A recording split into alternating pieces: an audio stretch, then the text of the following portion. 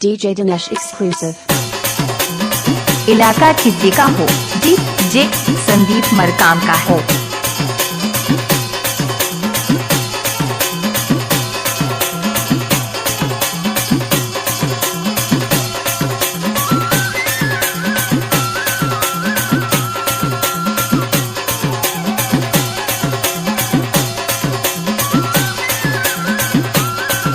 DJ Dinesh exclusive. इलाका किसी का हो, डीजे संदीप मरकाम का हो।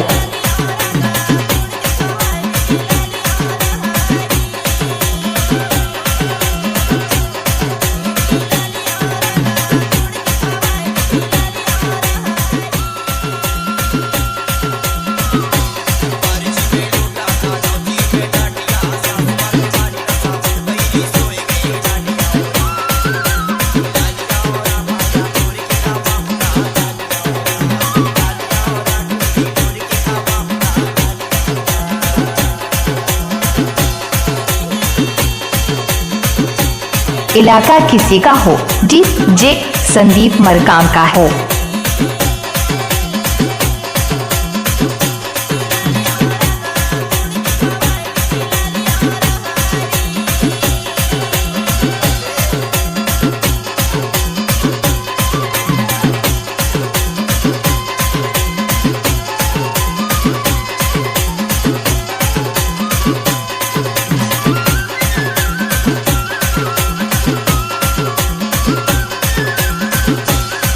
DJ Dinesh exclusive.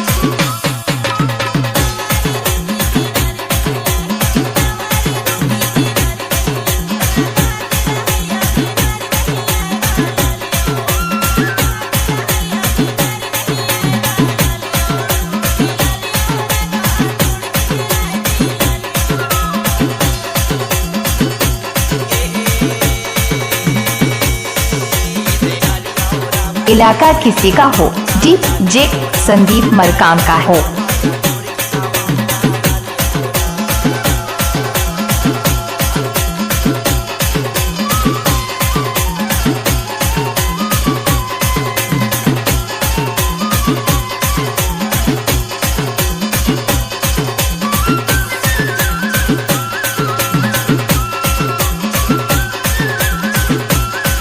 DJ Dinesh exclusive.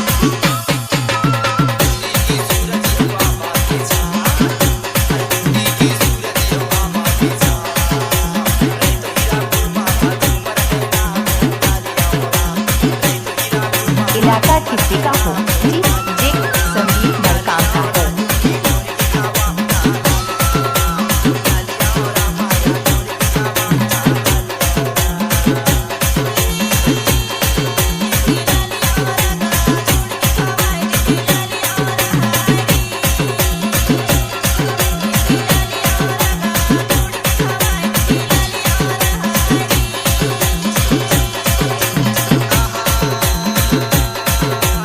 इलाका किसी का हो, डीजे संदीप मरकाम का हो।